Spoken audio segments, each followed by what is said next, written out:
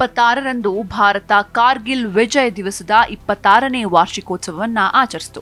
ಇದಕ್ಕಾಗಿ ಕಾರ್ಗಿಲ್ ಯುದ್ಧ ಸ್ಮಾರಕದಲ್ಲಿ ಮಾಲಾರ್ಪಣೆ ಸಮಾರಂಭವನ್ನು ಆಯೋಜಿಸಲಾಗಿತ್ತು. ಭಾರತೀಯ ಸೇನಾ ಮುಖ್ಯಸ್ಥ ಜನರಲ್ ಉಪೇಂದ್ರ ದ್ವಿವೇದಿ ಈ ಕಾರ್ಯಕ್ರಮದಲ್ಲಿ ಉಪಸ್ಥಿತರಿದ್ದು ಹುತಾತ್ಮ ಯೋಧರ ಸ್ಮಾರಕಕ್ಕೆ ಮಾಲಾರ್ಪಣೆ ಮಾಡಿ ಗೌರವ ಸಲ್ಲಿಸಿದ್ರು. 1999ರಲ್ಲಿ ಆ ದಿನದಂದು ಭಾರತೀಯ ಸೇನೆಯು ಆಪರೇಷನ್ ವಿಜಯ್ನ ಯಶಸ್ಸನ್ನ ಘೋಷಿಸಿತ್ತು. ಇದರಲ್ಲಿ ಟೋಲೋಲಿಂಗ್ ಮತ್ತು ಟೈಗರ್ ಹಿಲ್ನಂತಹ ಎತ್ತರದ ಪ್ರದೇಶಗಳನ್ನು ಒಳಗೊಂಡಂತೆ ಕಾರ್ಗಿಲ್ನಲ್ಲಿ ಪಾಕಿಸ್ತಾನಿ ಒಳನುಗ್ಗುವವರೊಂದಿಗೆ 3 ತಿಂಗಳ ಕಾಲ ನಡೆದ ಹೋರಾಟದ ನಂತರ ಭಾರತ ಗೆದ್ದಿತ್ತು. ಈ ದಿನದ ಸ್ಮರಣೆಗೆ ಕಾರ್ಗಿಲ್ ವಿಜಯ ದಿವಸವನ್ನ ಆಚರಿಸಲಾಗುತ್ತೆ. ಭಾರತೀಯ ಸೇನೆಯ ಧೈರ್ಯ, ತ್ಯಾಗದ ಅಮರ ಕಥೆ. 1999ರ ಕಾರ್ಗಿಲ್ ಯುದ್ಧವು ಭಾರತೀಯ ಸೇನೆಯ ಧೈರ್ಯ, ತ್ಯಾಗ ಮತ್ತು ದೇಶಭಕ್ತಿಯ ಅಮರ ಕಥೆಯಾಗಿದೆ. ಈ ಯುದ್ಧವು ಜಮ್ಮು ಮತ್ತು ಕಾಶ್ಮೀರದ ಕಾರ್ಗಿಲ್ ಜಿಲ್ಲೆಯ ಎತ್ತರದ ಶಿಖರಗಳಲ್ಲಿ ಪಾಕಿಸ್ತಾನದ ಒಳನುಗ್ಗುವಿಕೆಯ ವಿರುದ್ಧ ಭಾರತೀಯ ಸೈನಿಕರ ಹೋರಾಟದ ಕಥೆಯನ್ನ ಒಳಗೊಂಡಿದೆ. ಈ ಘಟನೆಯು ಭಾರತದ ರಕ್ಷಣಾ ಸಾಮರ್ಥ್ಯ ಮತ್ತು ರಾಷ್ಟ್ರೀಯ ಏಕತೆಯನ್ನ ವಿಶ್ವಕ್ಕೆ ತೋರಿಸಿತ್ತು. 1999ರಲ್ಲಿ ಕಾರ್ಗಿಲ್ ಯುದ್ಧ ಆರಂಭ. 1998-99ರ ಚಳಿಗಾಲದಲ್ಲಿ ಕಾರ್ಗಿಲ್ನ ಕಣಿವೆಗಳಲ್ಲಿ ಅಸಾಮಾನ್ಯ ಚಟುವಟಿಕೆಗಳು ಕಂಡುಬಂದವು. ಗಡಿಯಾಚೆಯಿಂದ ಶಸ್ತ್ರಸಜ್ಜಿತವಾಗಿ ಒಳನುಗ್ಗುವವರು ಕಾರ್ಗಿಲ್ನ ಎತ್ತರದ ಶಿಖರಗಳನ್ನು ಆಕ್ರಮಿಸಲು ಯೋಜನೆ ರೂಪಿಸಿದ್ರು. ಅವರ ಬಳಿ ಆಧುನಿಕ ಶಸ್ತ್ರಾಸ್ತ್ರಗಳು, ಮಾರ್ಟರ್ಗಳು ಮತ್ತು ರಾಕೆಟ್ ಲಾಂಚರ್ಗಳು ಇದ್ವು. ಈ ಒಳನುಗ್ಗುವವರು ಪಾಕಿಸ್ತಾನಿ ಸೈನಿಕರು ಮತ್ತು ಅರೆ ಸೈನಿಕ ಪಡೆಗಳ ಸದಸ್ಯರಾಗಿದ್ರು.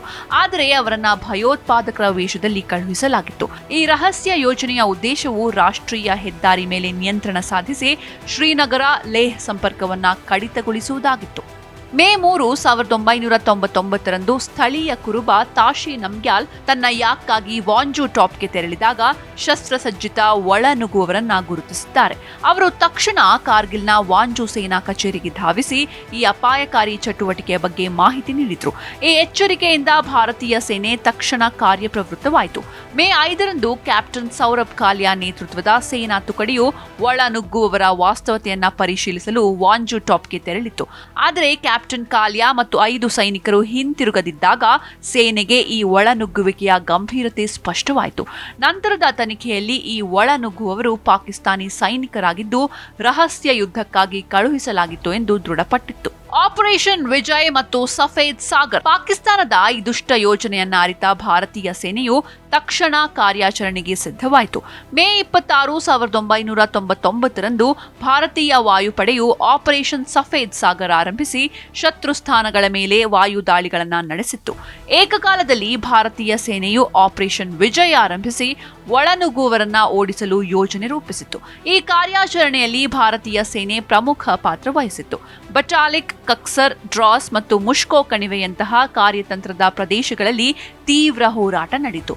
ಟೋಲೋಲಿಂಗ್ನಿಂದ ಟೈಗರ್ ಹಿಲ್ ವರೆಗೆ ಒಳನುಗ್ಗುವವರು ಟೋಲೋಲಿಂಗ್ ಶಿಖರದಿಂದ ರಾಷ್ಟ್ರೀಯ ಹೆದ್ದಾರಿ NH-1A ಮೇಲೆ ದಾಳಿ ನಡೆಸುತ್ತಿದ್ದರಿಂದ ಈ ಶಿಖರವನ್ನ ವಶಪಡಿಸಿಕೊಳ್ಳೋದು ಅತ್ಯಗತ್ಯವಾಯಿತು. ಜೂನ್ 13, 1999ರಂದು ಭಾರತೀಯ ಸೇನೆಯು ಟೋಲೋಲಿಂಗ್ ಮತ್ತು .4590 ಅನ್ನ ಮರಳಿ ವಶಪಡಿಸಿಕೊಂಡಿತ್ತು. ಇದರ ನಂತರ .5410, 4700, black rock, 3 pimple, tiger hill ಮತ್ತು .4875 ಸೇರಿದಂತೆ ಹಲವು ಶಿಖರಗಳನ್ನು ಒಂದರ ನಂತರ ಒಂದರಂತೆ ವಶಪಡಿಸಿಕೊಳ್ಳಲಾಯಿತು.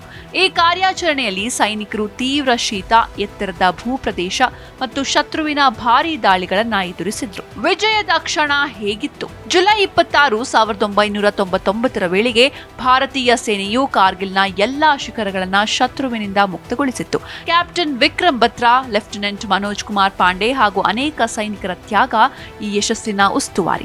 ಒಟ್ಟು 527 ಸೈನಿಕರು ಹುತಾತ್ಮರಾದರೂ ಭಾರತದ ಧ್ವಜವು ಕಾರ್ಗಿಲ್ನ ಶಿಖರಗಳಲ್ಲಿ ಹಾರಿತ್ತು. ಈ ಯುದ್ಧವು ಪಾಕಿಸ್ತಾನದ ರಹಸ್ಯ ಯೋಜನೆಯನ್ನ ವಿಫಲಗೊಳಿಸಿತು ಮತ್ತು ಭಾರತದ ಸಾರ್ವಭೌಮತೆಯನ್ನ ಎತ್ತಿ ಹಿಡಿಯಿತು. ಕಾರ್ಗಿಲ್ ವಿಜಯ ದಿವಸವನ್ನ ಪ್ರತಿ ವರ್ಷ ಜುಲೈ 26ರಂದು ಆಚರಿಸಲಾಗುತ್ತೆ. ಇದು ಭಾರತೀಯ ಸೇನೆಯ ಧೈರ್ಯ ಮತ್ತು ದೇಶಭಕ್ತಿಯ ಸಂಕೇತವಾಗಿದೆ. ಇದರ ಜೊತೆಗೆ ಈ ಯುದ್ಧದಲ್ಲಿ ಸೈನಿಕರ ಹುತಾತ್ಮತೆಯು ನಮ್ಮ ಸ್ವಾತಂತ್ರ್ಯ ಮತ್ತು ಭದ್ರತೆ ಎಷ್ಟು ಅಮೂಲ್ಯವಾದುದು ಎಂಬುದನ್ನು ನೆನಪಿಸುತ್ತೆ. ಹೀಗಾಗಿ ಪ್ರತಿ ವರ್ಷ ಜುಲೈ 26ರಂದು ಸೈನಿಕರಿಗೆ ಗೌರವ ಸಲ್ಲಿಸಲಾಗುತ್ತೆ. ಆಪರೇಷನ್ ಸಿಂಧೂರ್ ಹಿನ್ನೆಲೆಯಲ್ಲಿ ಕಾರ್ಗಿಲ್ ದಿವಸದ ಮಹತ್ವ ಹೆಚ್ಚಳ. ಈ ವರ್ಷ ಆಪರೇಷನ್ ಸಿಂಧೂರ್ ನಡೆದ ಹಿನ್ನೆಲೆಯಲ್ಲಿ ಕಾರ್ಗಿಲ್ ವಿಜಯ ದಿವಸದ ಮಹತ್ವ ಇನ್ನಷ್ಟು ಹೆಚ್ಚಿತ್ತು. ವಿನಾಶಕಾರಿ ಭಯೋತ್ಪಾದಕ ದಾಳಿಯ ನಂತರ ಪ್ರಾರಂಭಿಸಲಾದ ಆಪರೇಷನ್ ಸಿಂಧೂರದಲ್ಲಿ ಭಾರತೀಯ ಸಶಸ್ತ್ರ ಪಡೆಗಳು ಭಯೋತ್ಪಾದಕ ಮೂಲ ಸೌಕರ್ಯದ ವಿರುದ್ಧ ನಿಖರವಾದ ಬಹು ಡೊಮೇನ್ ದಾಳಿಯನ್ನ ನಡೆಸಿದ್ವು. ಪಾಕ್ ಆಕ್ರಮಿತ ಕಾಶ್ಮೀರದಲ್ಲಿ ಮಾತ್ರವಲ್ಲದೆ ಪಾಕಿಸ್ತಾನದ ಒಳಗೂ ಸಹ ದಾಳಿ ಮಾಡಿದ್ವು. ಪಾಕಿಸ್ತಾನವು ಉತ್ತರ ಮತ್ತು ಪಶ್ಚಿಮ ಗಡಿಗಳಲ್ಲಿ ಮಿಲಿಟರಿ ಮತ್ತು ನಾಗರಿಕ ಮೂಲ ಸೌಕರ್ಯಗಳ ಮೇಲೆ ದಾಳಿ ಮಾಡಲು ಪ್ರಯತ್ನಿಸಿತ್ತು, ಆದರೆ ಶೋಚನೀಯವಾಗಿ ವಿಫಲವಾಯಿತು ಮತ್ತು ಕದನ ವಿರಾಮವನ್ನ ಕೋರಿತ್ತು. ಡ್ರಾಸ್ನಲ್ಲಿ ಡ್ರೋನ್ಗಳು ಕಂಡುಬಂದವು. ಇದು ಹೆಚ್ಚುವರಿ ವಾಯು ರಕ್ಷಣಾ ನಿಯೋಜನೆಗಳನ್ನು ಪ್ರೇರೇಪಿಸಿತ್ತು. ವಾಸ್ತವವಾಗಿ ಅಲ್ಪ ಶ್ರೇಣಿಯ ಫಿರಂಗಿ ಬಂದೂಕುಗಳು ಈ ಡ್ರೋನ್ಗಳಲ್ಲಿ ಹೆಚ್ಚಿನದನ್ನ ಒಳಗೊಂಡಿವೆ. ಆಪರೇಷನ್ ಸಿಂಧೂರ್ ಅತ್ಯಾಧುನಿಕ ಶಸ್ತ್ರಾಸ್ತ್ರಗಳನ್ನು ಅವಲಂಬಿಸಿತ್ತು.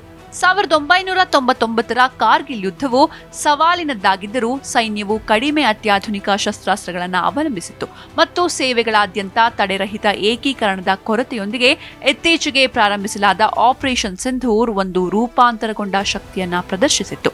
ಕಾರ್ಗಿಲ್ ಯುದ್ಧದ ಸಮಯದಲ್ಲಿ ಭಾರತೀಯ ಸೇನೆಯು ಬೋಫೋರ್ಸ್ FH-77B ಹೋವಿಟ್ಜರ್ ಅನ್ನ ವಿನಾಶಕಾರಿ ಪರಿಣಾಮಕ್ಕೆ ಬಳಸಿತು.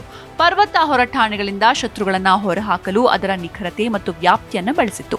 ಪದಾತಿ ದಳಗಳು INSAS ರೈಫಲ್ಗಳು, LMGಗಳು, SLR ಮತ್ತು ಕಾಲ್ ಗುಸ್ತಾವ್ ರಾಕೆಟ್ ಲಾಂಚರ್ನಂತಹ ಬೆಂಬಲ ಶಸ್ತ್ರಾಸ್ತ್ರಗಳನ್ನು ಅವಲಂಬಿಸಿವೆ.